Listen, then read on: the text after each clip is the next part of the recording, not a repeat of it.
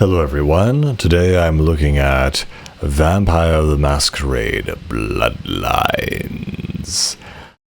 This game is, a real classic. I know a couple of my friends, they said this is their favorite game of all time, so I thought, okay, I have to play it eventually. And yeah, this game is dense with atmosphere. It really immerses you into this vibe of the underworld of, California and that area of just, California in general and Hollywood, and how you're on the underside of society and part of essentially this society of vampires. Some things that popped out to me. I think it has a pretty good intro. They kind of start with the execution. You meet all these characters. You have no idea who they are, and basically how you're being, saved from your execution, essentially. And then everything kind of goes from there. Another thing that people really praised this game for at the time were the animations and the facial animations. They were really, really well done and very, very lifelike. Especially the one for, I think, Velvet or Violet, whatever her name is. To me, that was some of the most expressive animations I had ever seen in a game. And the graphics aren't bad either. It's a little bit of a weird, almost a little bit cartoonish kind of style, but I think it works for the atmosphere of the game. The dialogue in this game is also phenomenal. It's very well written, and some of the characters, you get a real vibe from them. They're able to introduce some new people, and very quickly you're able to establish, what their deal is, if they're going to be a minor or major character, and how they kind of flow with the rest of the story. Especially, the first kind of character you meet, that's the major one, is Jeanette.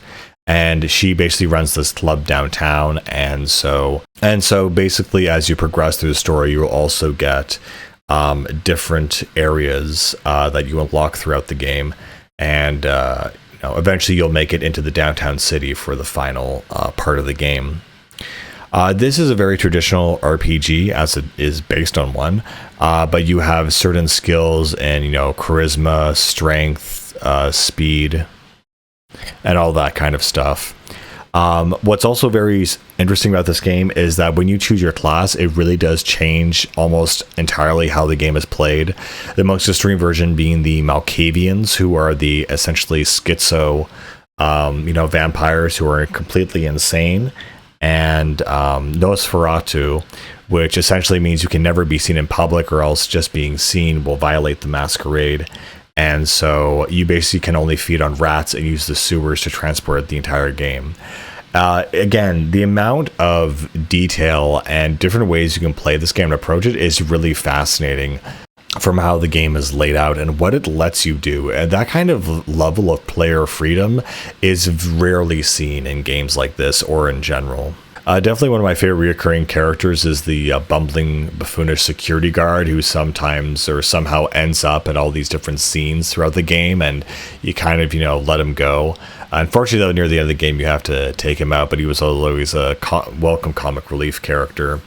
There are also a lot of really cool, side characters, and a lot of really nifty vampires you're going to meet throughout most of the game.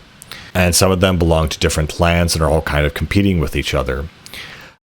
So basically, the beginning of the game, you are basically a sired vampire, so not a full vampire, and so you have to choose how to live your life after they've decided to essentially spare you. And so the first rule that they kind of tell you is that you can't violate the Masquerade. And so what the Masquerade is a list of rules and essentially hiding yourself and your persona from the world. So that you don't, reveal the secret society of vampires. And so it's kind of like a 3 or something strikes you and you're out. So this includes things like if you feed on someone to drink their blood and you get spotted by someone else while doing it, that will violate the Masquerade. And what also occurs in the story of the game is essentially that this incredibly wealthy vampire unearths this ancient sarcophagus, which is theorized to be the tomb of the original vampire, the Daywalker, which in this universe is the biblical Cain, which is a really interesting piece of lore. And a lot of the game revolves around whether or not you're going to open the sarcophagus or not, with pretty much every single character in the game telling you not to open it, or it would mean the end of the world and the end of vampires as well. Again, the game world feels very kind of simple and kind of small, more like a hub world, and honestly, I kind of like it. There are definitely certain areas where you go into essentially a dungeon or a level, essentially, that is a one-time linear thing, and then you return to the hub world. But for the most part, you spend a lot of time just kind of going into the hub world, interacting with characters, doing side quests and missions. Some of these are like removing other weird low-level vampires or sires from different areas of the map and things like that. Also, other classes are Tremu, Bruja, and other ones. And so what they allow you to do is things like, there are the aristocratic and elite vampire classes that essentially give you, extra powers and extra abilities. The Bruja is kind of like a close quarters melee combat vampire that also has the ability to befriend animals and turn into an animal eventually. And so that'll determine a lot about your playstyle as you go through the game. I found it very shocking. Again, the game early like this, and kind of, the first of its kind, was able to balance melee and range combat very well. So throughout the game, you definitely have the option to wield a revolver, machine gun, shotgun, and other kinds of weapons. And definitely near the end of the game, there's this one guy that you have to take out, who is essentially this elite exorcist. And what occurs is, in that level, you get a ton of different weapons, from scoped rifles, crossbows, machine guns, lots of really cool stuff like that. But also, you can basically use hand-to-hand combat if you feel it's necessary. Also, each class comes with a different series of buffs or talents, things like blood buff, other things that give you increased attack, increased shield, and things like that. Also, this game also has some unconventional skills, or some skills you really wouldn't expect from a typical kind of game about vampires, such as hacking skills and lockpicking. And so you are able to hack into computer systems, unlock doors, disable cameras, and stuff like that, which is, again, really cool. And so as you make your way up through the vampire society, you begin to learn about different make different contacts, and they unlock more missions.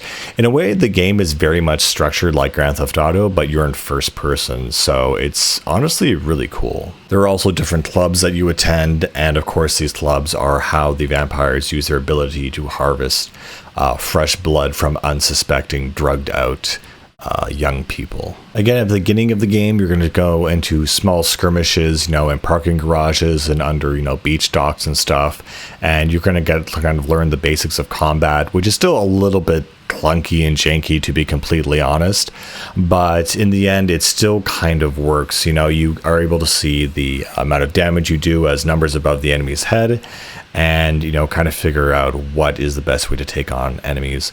But by the midpoint of the game, and it is a pretty fairly long game, you're going to go through sewers and underground areas where you'll be doing nothing but combat. Another area that people really are fondly memorable from this game is the haunted house, and I kind of thought, oh, it's it's a series of jump scares, and I've heard it's actually generally scary, and I thought, yeah, right, but no, the way the haunted house is done, even in this day and age, is actually really well done. The atmosphere, the pacing. Yes, you do have things like the lights going out and the piano getting dropped and stuff, but it's actually done tastefully. It's a tasteful jump scare section, which again is super, super rare. Definitely one of my favorite sections is near the end of the game with the whole Chinatown sequence. And you have even this weird Japanese anime inspired kind of last segment of the game where you have to fight this giant kind of kaiju vampire thing, which I thought was really, really nice and cool. Again, something that I think might be underrated in this game is the music. The music really puts you in a very different state of mind and really changes how you perceive the world around you. And it makes you very somber and honestly, in a way, very negative minded. Honestly, it just has this kind of era or aura of intense miasmic depression. But yeah, it's still really cool to experience. Yeah, there are definitely alternative ways to get blood. You can definitely feed on humans. You can feed on rats in the sewers. You can go to the blood bank and get your stash that way. But blood is the main way you regenerate your buffs and your health and other things like that. Again, this game was really ahead of its time in terms of its writing, its RPG mechanics, its facial animations. The whole package is really just impressive. It's just that some environments are very bare bones, and the combat is still a little bit janky at times, but as a whole package, it's very, very impressive. Again, the game has a series of great characters, unbelievable story, and my favorite thing is at the end, you kind of have to raid this final attack on the main building.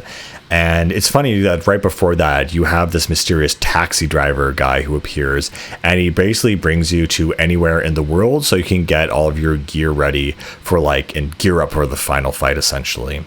And it's this basically assault on this corporate building where essentially you need to take out a bunch of SWAT members and stuff like that. And at the very top, you make the decision whether or not to open the sarcophagus or not, or what to do with the leader of the traitor of the Masquerade. Also, some of the designs of some of these characters are also really well done, and it just gives it a more realistic tinge, honestly, to the whole modern Vampire Day thing. Another very memorable moment was also near the end of the psychedelic observatory level. You come across the final boss, which is this giant werewolf, which you basically cannot... he'll basically one-shot you, so it's actually very, very scary, and you basically have to either run away from him or essentially take him out using the environment. But yeah, I don't have much else to say about this game. It really is really well made in a lot of different ways and is a very unique experience. I think everyone deserves to experience it and try it out. I think if you play it on Steam, you can get it, but it has this really weird weird patch problem where you have to enter in like a patch and download from the Vampire Masquerade website for it to get to actually run, which is pretty odd, but yeah, it's definitely worth it. I know there's been a couple other Vampire Masquerade games shown and teased recently, like Swan Song and the sequel, and Bloodbath or something, which is a multiplayer game. It's actually not bad, but for the most part, this is the vampire game that basically will never be remade. There's nothing quite as good as this one, and from what I've seen from the new version, it does not look great. But yeah, here's another classic game, and I'm very happy I finally got around to playing it. Anyway, guys, that's pretty much it. I'll see you later. Bye.